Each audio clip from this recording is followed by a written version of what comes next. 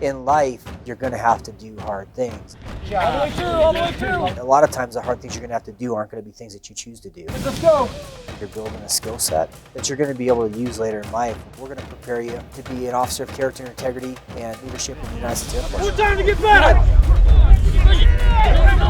But we have to try and create those type of things in our program so that when a guy does get in the cockpit of an F-22 or an F-35, that he's been there before and he can go execute that.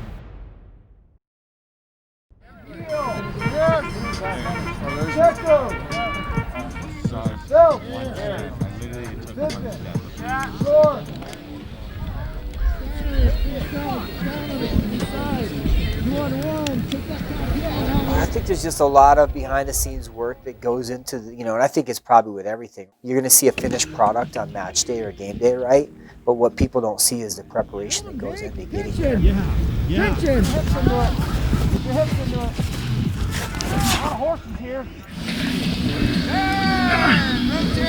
Okay, I want to see you pull yourself into the shot on a repenetration. So I'm going to start here, and I'm low, and I'm going to get my hips underneath me as I hit. I think, you come to a military institution and you're driving through the gate and there's security and you're like, oh gosh, this is going to be restrictive.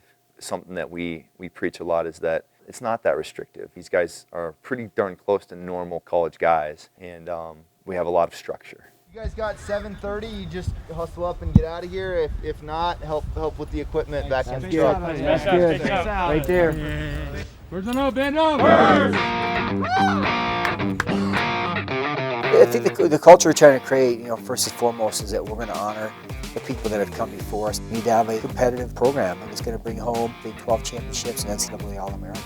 We're really just trying to have a continuation of the culture that Coach Kitt and Coach Bachman and Coach Sherritt created here. We're going to support the mission of the institution, but we have to do that, and we have to compete at a very, very high level. I think wrestling is the toughest, most demanding sport. Particularly wrestling coaches are really into discipline, and that's the key to success in all things, and particularly in sports. I don't think any sport, of course I'm prejudiced, creates any more discipline than wrestling. They have to be able to balance, of course, the academic, the military, and the athletic. At the same time, have the personality to be and have the intensity and toughness that a wrestler needs. When they step out of the wrestling room or off the mat in competition, it's time to turn it off. When you step back on, you got to turn it on.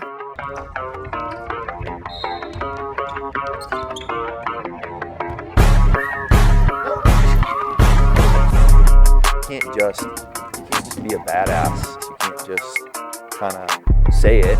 You got to do it.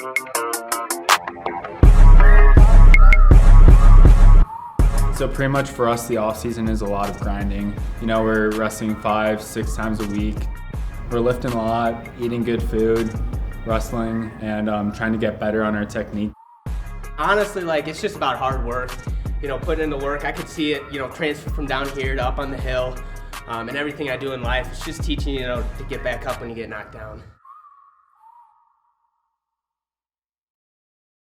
For me, the goal, the drive is to do it the right way, do it here, be part of this mission. We have all the tools in place.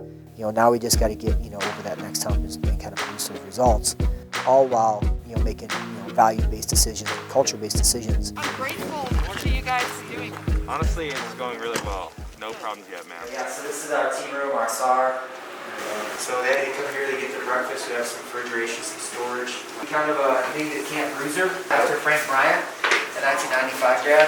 We've been out here about a week, and we've had great support. Sergeant Wise has done an incredible job of getting us exactly what we need. The feedback from the freshmen that are rooming with the firsties has been that this is incredible because we're learning so much about the academy that we didn't know, and they're mentoring us, and so that's been really positive. I'll show you some of the rooms that we have. So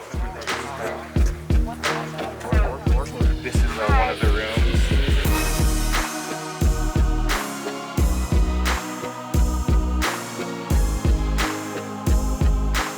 We have the GOVs that we take to practice. Pretty much everything we need we have here.